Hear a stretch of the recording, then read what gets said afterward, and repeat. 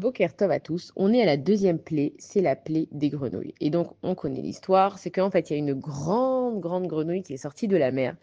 Les Égyptiens, ils ont vu ça, ils ont commencé à lui taper dessus. Et plus ils lui tapaient dessus, plus en fait elle ouvrait sa bouche et il y a des petites grenouilles qui sortaient. Jusqu'à ce que bon, à un moment donné, ils ont compris qu'à force de taper, il y a des grenouilles qui sortaient. Ils ont voulu arrêter de taper et en fait les grenouilles, elles sortaient et elles allaient partout dans toutes les maisons. Et non seulement que, bon, voilà, bon, quand même, c'est pas très agréable d'avoir une grenouille qui est de partout, enfin, des grenouilles de partout chez soi à la maison, mais le bruit des grenouilles, il était insupportable et il cassait le tympan des Égyptiens. Ils n'avaient pas de répit. Et la grenouille, c'est un animal très spécial. Alors, dans le Père Échiran, on avait expliqué aussi que la grenouille, son passouk, c'est Baruch Shem Kevod Malchut Olam Vaed. C'est que, en fait, et c'est elle qui est venue voir David Ameller, quand David Ameller il a fini le Père Échiran, il s'est un petit peu enorgueilli. Et il a dit à Kadesh Baruch Hu, qui comme moi est en train de te louer et écrit des chansons pour toi? Et la grenouille, elle lui dit, si tu crois que tu as fait quelque chose d'extraordinaire, moi j'ai fait 3000 fois ce que tu as fait. Et effectivement, elle a commencé à chanter à David Ameller. Il a compris que même ô combien lui, il avait écrit, il avait chanté à Kadosh Baruch Hu, il avait prié, il avait écrit des Sefer Teilim, Perek Shira, etc. Et ben la grenouille, elle ne s'arrête pas de louer à Kadosh Baruch Hu.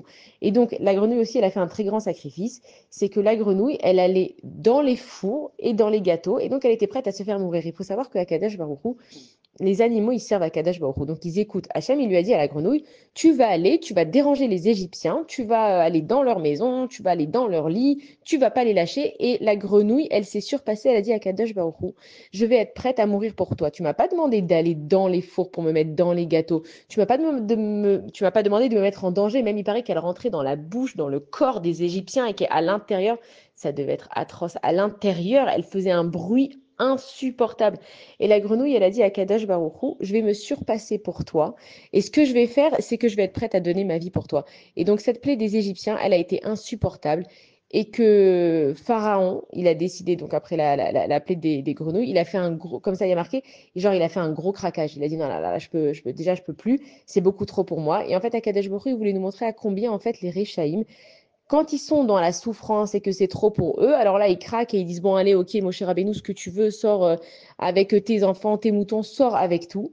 Et dès que Moshe Rabbeinu, il a prié pour que la plaie des grenouilles, elle s'arrête, automatiquement, le cœur de Paro, il a commencé à s'endurcir parce qu'un rachat, il veut faire du mal. Et il a été créé pour ça. Et ça qu'il faut comprendre, c'est que Paro, même si il a endurci son cœur et qu'il nous a pas laissé sortir et qu'à cause de lui, on était en esclavage, à Kadash Baruch Hu, il a créé une personne foncièrement méchante pour ne pas lui donner simplement le luxe de faire teshuva. Ça veut dire que dans le monde, il y a plein de choses qui doivent se passer. Et chacun, on dit que Bederer chez Adam Rotim Lalechet Molechin.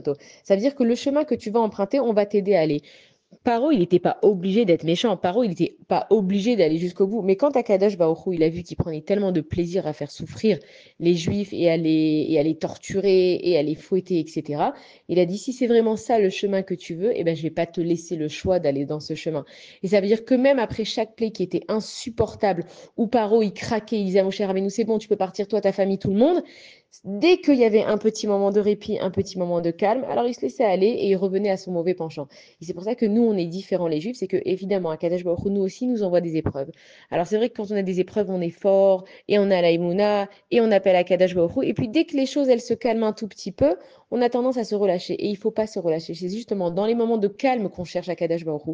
Si dans nos moments de calme, on n'arrive pas à chercher à Kadesh Baruch Hu, malheureusement, à Kadesh Baruch Hu de nous envoyer des moments où ça secoue pour nous réveiller. Mais c'est à nous de choisir de quelle façon on a besoin et on a envie que Akadosh Baruch Hu, il nous parle. Bonne journée à tous.